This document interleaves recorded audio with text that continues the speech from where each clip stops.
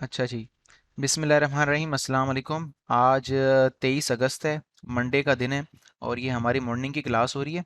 तो मैंने सोचा कि मैं आप लोग को भी समझा दूं। ऑन साइट क्लास है वैसे हमारी, लेकिन मैं इसको रिकॉर्ड भी कर रहा हूं और स्टूडेंट्स मेरे पास भी बैठे हैं ताकि मैं इनको भी बता सकूं और इसे मैं इस वीडियो को मैं रिकॉर्ड भी कर सकूं ताकि जो स्टूडेंट्स इस वीडियो को मिस कर दें या उनको मज़ीद बाद में कुछ पूछना हो तो वो पूछ भी सकें या इस वीडियो को देख के दोबारा से समझ भी सकें कि क्या क्या स्टेप्स हमने किए थे। हम आज की वीडियो में करने ये जा रहे हैं कि हमारे पास कुछ एक्सेल पे बने हुए डॉक्यूमेंट्स हैं जिन्हें हम प्रिंट आउट करने जा रहे हैं। तो हम देखते हैं कि इनको प्रिंट आउट करने के लिए इन डॉक्यूमेंट्स की सेटिंग कैसे होगी। तो मैं अपने काम को ज़रा क्विक तरीके से करने के लिए मैं सबसे पहले इस फोल्डर को अपने पास कॉपी कर लेता हूँ। मैं इस फोल्डर को कॉपी करके अपने पास डी ड्राइव में पेस्ट कर देता हूँ। मैं यहाँ पर एक अपना फोल्डर बना लेता हूँ। फाइल्स किसकी हैं ये? हसनैन आपकी हैं, ठीक है।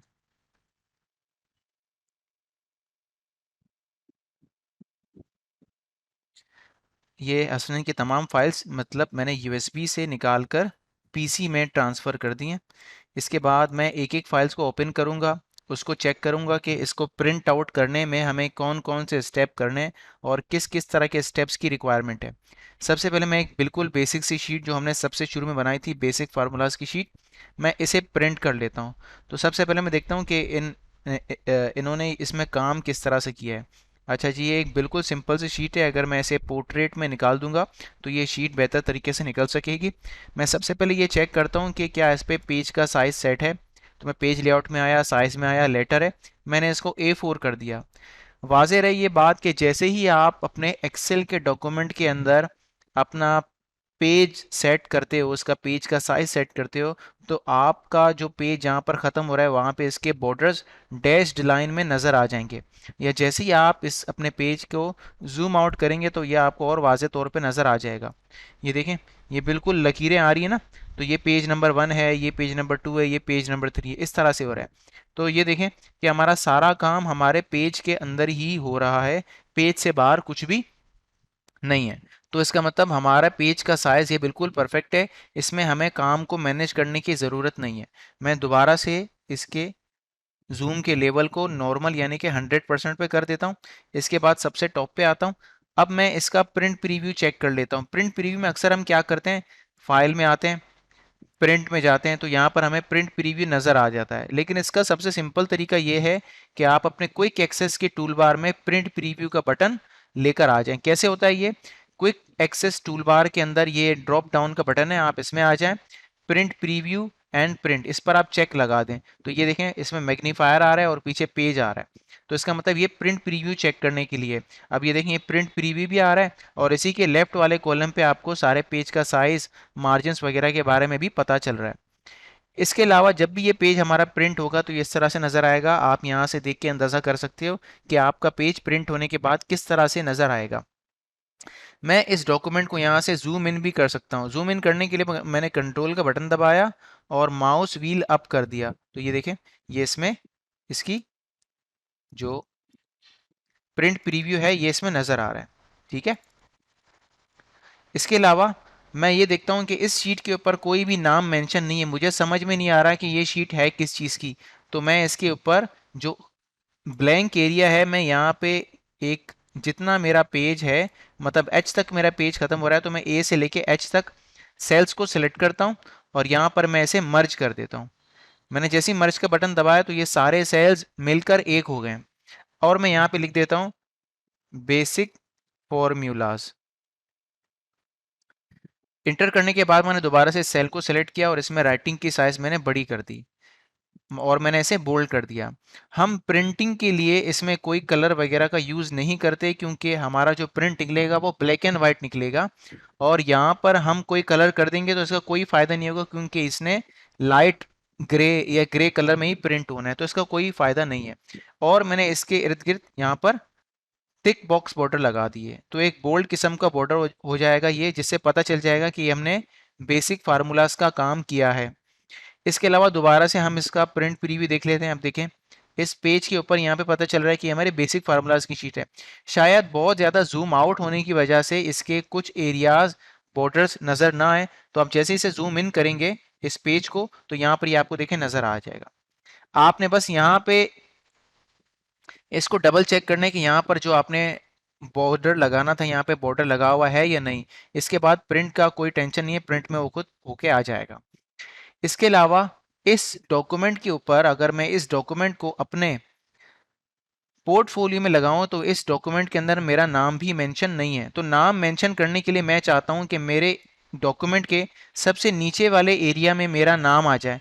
तो इस काम को करने के लिए आपको इसके सबसे नीचे यहाँ नहीं आना, बल्कि डायरेक्ट हम क्या करेंगे, इसमें फुटर ऐड करेंगे। फुटर ऐड करने का वही तरीका है जो माइक्रोसॉफ्ट वर्ड में यूज होता है।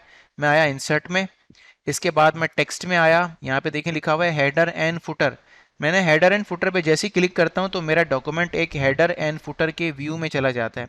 जैसे मैं नीचे आऊँगा, जैसे मैं नीचे आता हूँ मैं इसमें चला जाता हूँ, click to add a header and then click to add footer. मैंने फुटर पे क्लिक किया। अब फुटर में मैं क्या ऐड करना चाहता हूँ, मैं फुटर में लिखना चाहता हूँ अपना नाम। तो मैं डिज़ाइन में आता हूँ, फिर मैं यहाँ पे लिख देता हूँ यहाँ पर शायद फुटर में ऑथर का नाम मेंशन करना पॉसिबल नहीं है, तो मैं ऑथर का नाम यहाँ पे खुद से लिख देता हूँ। जैसे मैंने यहाँ पे लिख दिया हसनैन इकबाल, ठीक है।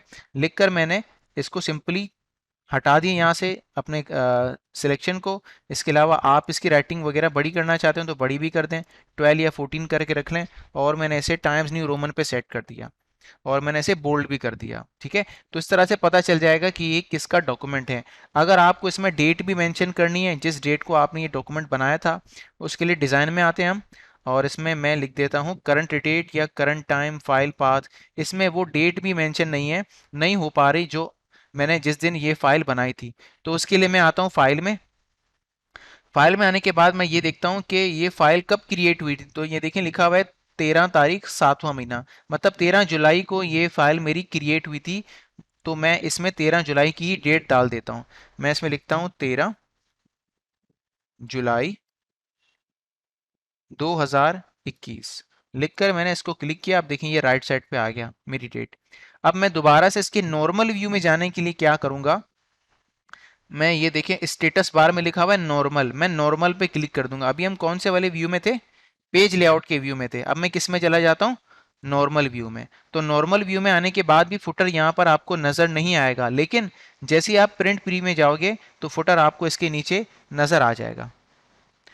ये देखें सबसे नीचे आया, ये डेट आ गई और ये सेंटर में मेरा नाम आ गया। ओके, इसके बाद आपको इसके जितने भी प्रिंट आउट्स वगैरह करने हैं वो सारे यहाँ से हो सकता है कि आपने प्रिंटर अपना सेलेक्ट करना है। मेरा बाय डिफ़ॉल्ट प्रिंटर जो है वो HP लेज़र जेट है और मुझे इसकी एक कॉपी चाहिए, तो मैंने इसको डायरेक्ट प्रिंट कर दिया। इसके अलावा इस वाले डॉक्यूमेंट का काम हमारा मुकम्मल हो गया। आपने एक चीज़ का मजीद ख्याल रखना है कि जो भी आप शीट्स वगैरह बना रहे हैं, रेडी कर रहे हैं, अब उनके शीट्स के नेम भी मेंशन कर दें। फाइल का नेम तो लिखा हुआ है बेसिक फार्मूलाज, लेकिन आप शीट का नेम भी मेंशन कर दें। शीट के नेम को मेंशन करने के लिए आप शीट के टैब पे ऊपर राइट क्लिक करें और इसको रीनेम का बटन दबा एक्सक्यूज मी, रीनेम का बटन दबाने के बाद या आपने इसके नेम के टैब पे डबल क्लिक किया तो इसकी रीनेमिंग ऑन हो जाएगी। यहाँ पर आप लिख सकते हैं, मैंने लिख दिया बेसिक फॉर्मूलाज। लिखकर मैंने इंटर किया और ये शीट का नाम यहाँ पर आ चुका है। शीट का नाम हम यहाँ पर क्यों लिख रहे हैं, क्योंकि बाद में हम तमाम शीट्स को एक ही बुक के अंदर मूव कर देंगे, तो उसमें शीट का नाम मेंशन होगा। तो आपको शीट ओपन करने से पहले ही पता चल जाएगी कि ये कौन सी शीट है। इसके अलावा मैंने ये काम कंप्लीट करने के बाद सेव का बटन दबाया। अब ये हमारा डॉक्यूमेंट प्रिंट आउट करने के लिए रेडी है। हम मज़ीद एक दो और भी फाइल्स देख लेते हैं कि हमें उनको किस तरह से प्रिंट आउट वगैरह करना है। मैंने इस फाइल को क्लोज किया। अब चलते हैं दूसरी किसी फाइल के ऊपर। जैसे कि अब ये एच लुकअप की फाइल है। फॉर एग्जांपल मैंने एच लुकअप की फाइल को, या इससे पहले हम एक और पोर्ट्रेट वाले डॉक्यूमेंट को प्रिंट आउट कर लेते हैं। मैं आया अहमद स्टेशनरी पे। इस पेज पे आने के बाद अब मैं इसको भी प्रिंट आउट कर दूंगा। सबसे पहले मैं डायरेक्ट चेक करता हूँ कि इसका प्रिंट प्रीव्यू कैसा आ रहा है। मैंने प्रिंट प्रीव्यू चेक किया। प्रिंट प्रीव्यू में देखें राइट साइड का जो एरिया है ये इसका खाली है। ये क्यों खाली है, क्योंकि शायद हमने पेज का साइज सेट नहीं किया हुआ या हमने अपने काम को मैनेज नहीं किया हुआ। हम सबसे पहले अब इसके अंदर हम अपना काम मैनेज कर लेते हैं। इसमें हो ये रहा है कि जब भी हम एक्सेल के अंदर कोई काम करते हैं तो वो हमेशा लेफ्ट साइड से स्टार्ट करते हैं, जिससे वो लेफ्ट साइड पे ही प्रिंट आउट करता है। अब ये शीट तो हमारी कंप्लीट है ही है, लेकिन हमें इसको सेंटर में लेके आना है, हॉरिजॉन्टली सेंटर में लेके आना है, क्योंकि राइट साइड में इसके अंदर बहुत ज़्यादा स्पेसिंग है, लेफ्ट साइड में इसके अंदर इतनी ज़्यादा स्पेसिंग नहीं है। तो मैं इसकी स्पेसिंग को मैनेज करने के लिए सबसे पहले बाकी सारी चीज़ें हम कर लेते हैं। मैं आया बैक साइड पे, पेज लेआउट में आया, साइज इसका A4 है, ठीक है। इसके अलावा ये देखें डेट इसमें नज़र नहीं आ रही। इस तरह वैल्यूज़ वैल्यूज़ जब आने लगें तो आप इस सेल को डबल क्लिक कर लें, जिससे वो सेल मुकम्मल तौर पे ओपन हो जाएगा और इसमें डेट नज़र आ जाएगी। इसके अलावा फिर मैं आता हूँ इसके अंदर होम में, और सॉरी, मैं आता हूँ फाइल में। अगर आपने कोई भी इस तरह का काम किया हुआ है जो पेज पर तो पूरा आ रहा है, लेकिन लेफ्ट साइड से कम स्पेसिंग है, राइट साइड से ज़्यादा स्पेसिंग है, कुछ स्टूडेंट्स क्या गलती करते हैं कि वो लेफ्ट साइड में एक रो ऐड कर देते हैं, इंसर्ट कर देते हैं एक रो, जिसके बाद प्रिंट प्रीव्यू का अगर देखा जाए तो प्रिंट प्रीव्यू ऐसा लगता है कि सेंटर में आ गया है, लेकिन ये तरीकेकार गलत है, क्योंकि हम कभी भी कोई फालतू रो, कोई एक्स्ट्रा रो अपने डॉक्यूमेंट में इंसर्ट नहीं करेंगे। इसका काम, जो प्रिंट आउट का काम है, जो प्रिंट आउट सेट करने का काम है, उसको हम मैनेज करेंगे पेज सेटअप के साथ। आपने आना है पेज सेटअप के अंदर। मैं आ गया पेज सेटअप में। पेज सेटअप में आने के बाद मैं आ जाता हूँ मार्जिन्स में। मार्जिन्स में आने के बाद ये देखिए, ये चारों तरफ के मार्जिन्स आपको नजर आ रहे हैं। इसके अलावा लिखा हुआ है सेंटर ऑन पेज, मतलब आपका डॉक्यूमेंट पेज के ऊपर सेंटर में आ जाए। कहाँ से? हॉरिजॉन्टली या वर्टिकली। लेफ्ट एंड राइट से सेंटर में करने के लिए हम हॉरिजॉन्टली पर चेक लगाते हैं और इसको लगाकर ओके कर देते हैं। तो ये देखिए, हमारा जो डॉक्यूमेंट है दोनों तरफ से बिल्कुल सेंटर हो चुका है। इसके अलावा कुछ स्टूडेंट्स इसको वर्टिकली भी सेंटर कर देते हैं, जबकि ये तरीकेकार गलत है, क्योंकि जब भी हम कोई भी डॉक्यूमेंट बनाते हैं माइक्रोसॉफ्ट एक्सेल में, या कोई भी ऑफिशियल डॉक्यूमेंट होता है, वो हमेशा टॉप से स्टार्ट होता है, वो सेंटर अलाइन वर्टिकली नहीं होता। तो आपने ये गलती नहीं करनी। देखते हैं मार्जिन वर्टिकली करने से क्या होता है। Centre on page by vertically, जैसे मैंने ओके किया, आप देखें पेज का काफ़ी हिस्सा ऊपर से ज़ाया जा रहा है, लेकिन अगर नीचे का हिस्सा थोड़ा सा हमें एक्स्ट्रा मिल जाता तो इसमें कोई मसला नहीं था, इसके अंदर हम बकाया कोई एक्स्ट्रा काम कर सकते थे। मैंने मार्जिन्स को सिर्फ हॉरिजॉन्टली सेंटर करना है, वर्टिकली सेंटर करने का तरीकाकार गलत है। इसके बाद मुझे इस डॉक्यूमेंट की अगर 10 कॉपीज चाहिए हो तो मैंने यहाँ पे आके 1010 कर दिया और फिर प्रिंट का बटन दबा दिया। तो इससे क्या हो जाएगा कि हमारा ये डॉक्यूमेंट 10 मरतबा अलग अलग पेजेस पे प्रिंट आउट हो जाएगा। मैं इसको सेव कर देता हूँ और इसको मैं क्लोज कर देता हूँ। एक हमारे पास और भी डॉक्यूमेंट है एच लुकअप का। मैं कोशिश करता हूँ कि इस एच लुकअप के डॉक्यूमेंट को मैं पोर्ट्रेट नहीं बल्कि लैंडस्केप करके प्रिंट आउट निकालूं। तो मैं इसका सबसे पहले प्रिंट प्रीव्यू चेक करता हूँ। देखें ये हमारा प्रिंट प्रीव्यू है। यहाँ पे ये बता रहा है कि आपका टोटल पेज इज 1 है और आप पेज नंबर 1 देख रहे हैं।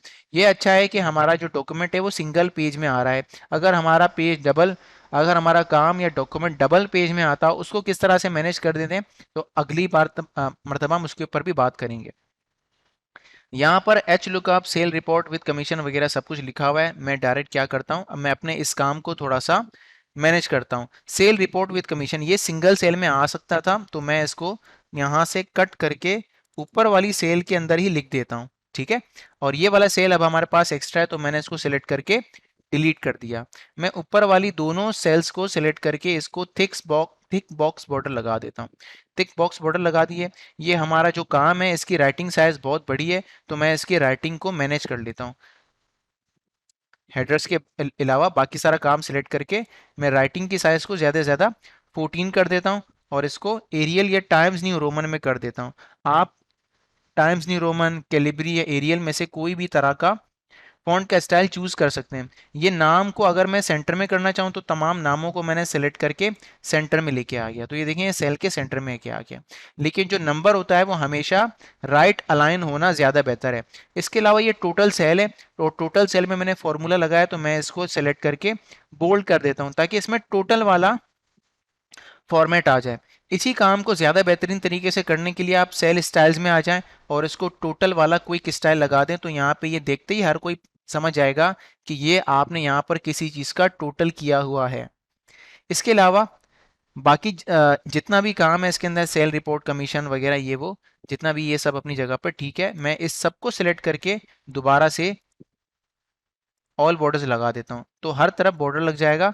और टोटल सेल को मैं दोबारा से सेलेक्ट करके सेल स्टाइल्स का टोटल लगा दूंगा स्टाइल। ठीक है, इसके अलावा एच लुकअप और ये सेल, मैं इसकी राइटिंग साइज को थोड़ा सा छोटा कर देता हूँ, मैंने इसको कर दिया 20।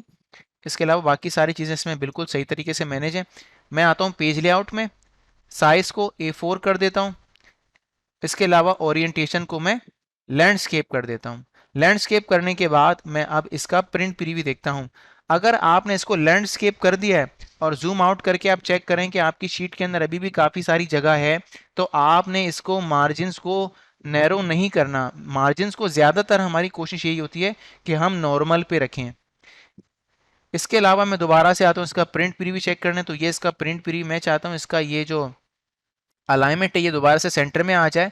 तो उसमें वही वाला काम मैं कर लेता हूँ कि मैं आता हूँ पेज सेटअप में, मार्जिन्स में, centre on page, horizontally select करके मैंने इसको ओके कर दिया। अब देखिए हमारा जो काम है वो सेंटर में आ चुका है। इसमें भी मुझे अगर फुटर मेंशन करना हुआ तो मैं इसका तरीका भी बिल्कुल सेम है। Insert text header and footer, मैं नीचे आ जाता हूँ फुटर वाले एरिया पे। फुटर वाले एरिया पे मैं नाम लिख देता हूँ हसनैन इकबाल।